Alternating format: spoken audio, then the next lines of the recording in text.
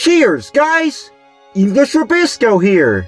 And if we don't get good grades and all that great stuff, we're gonna be a failure. That is what schools tend to instill on us.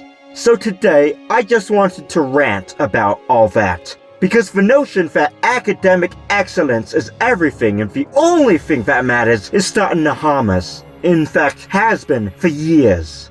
And this is not intended to be like a political commentary of the Supreme Court's decision to overturn affirmative action. It's really just my thoughts and feelings and some of what I've seen in school. So, smart kids, so to say, are put on a pedestal, and everyone is supposed to look up to them like a role model almost, as if they're the model students that everyone should follow the example of, when, who knows, they might be flawed themselves. I know lots of them are great people, but there are always those ones. Instead of, say, personality or other characteristics, it's only grades that matter here. And this is going to be a common theme in the video. We only see the smart kids at the award ceremonies, for the ones who are recognized and all that. We're always told what the successful student looks like.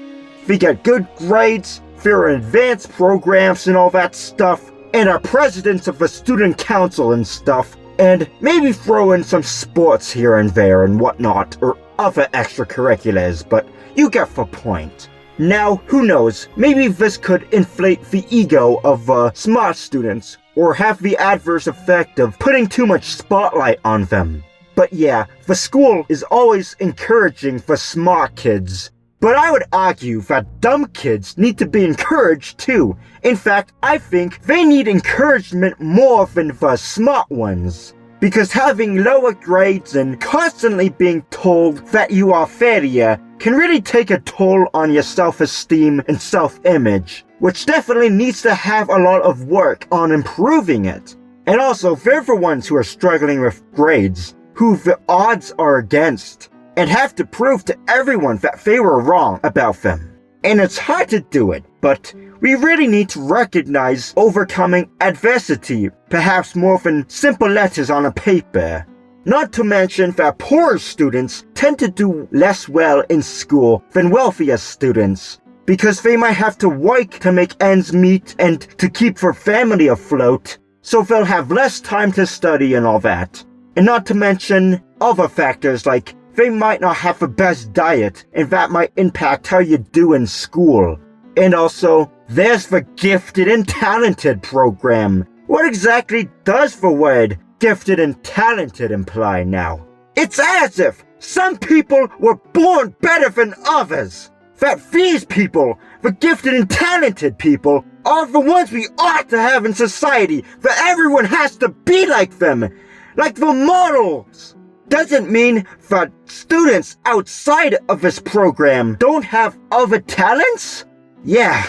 Now, praise is always showered on those who did well in school, but what about those who endured struggles in their lives? Like I said, I know it's hard to recognize that stuff, but not only that, students with all the good grades and stuff are rewarded for it. And we don't award people who overcome adversity. It's really hard to do this in practice, I get it, but people just aren't rewarded for who they are inside as a person.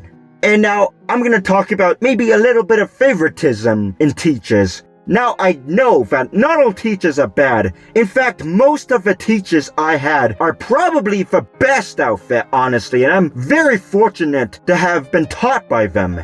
But, who knows? Favoritism based on grades and stuff can happen with teachers, and you might have experienced that too.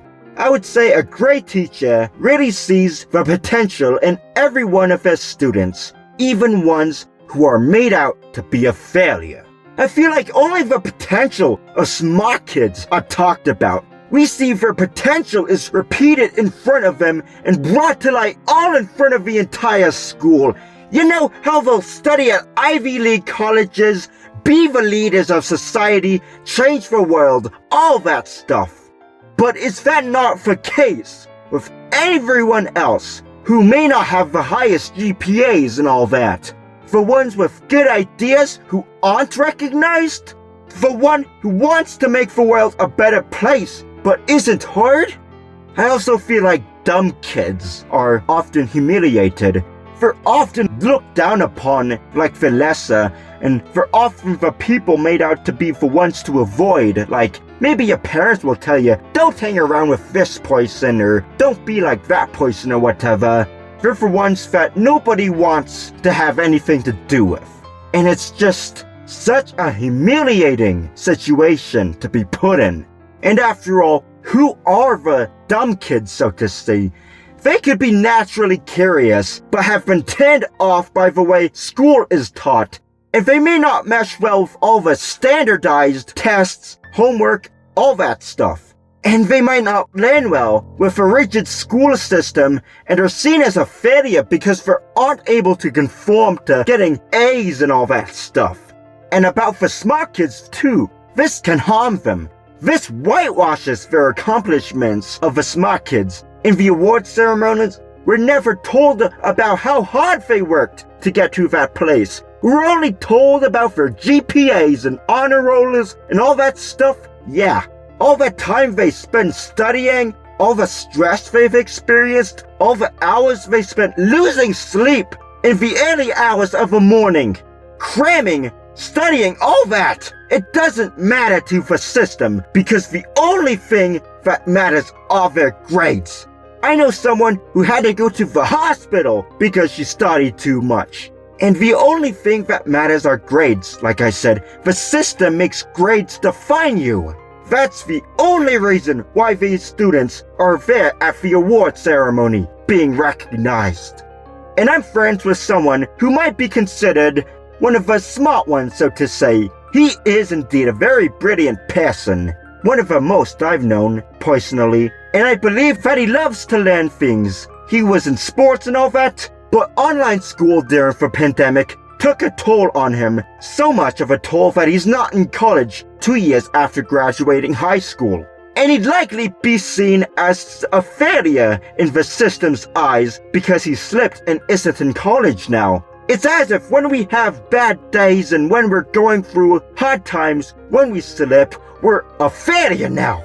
So yeah, I'm sure this all can be bad, really bad for the students' mental health.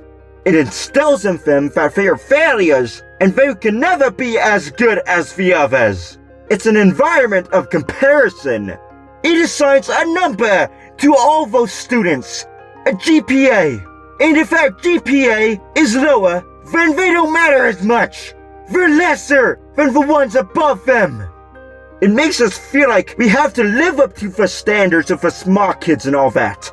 And it makes us feel like we'll only be mediocre at best compared to how great the smart kids are. And we can't focus on ourselves instead of trying to live up to that standard. Yeah, that's really my gripe with the school system. Just making grades the only thing that matter. And that's all there really is to say for me.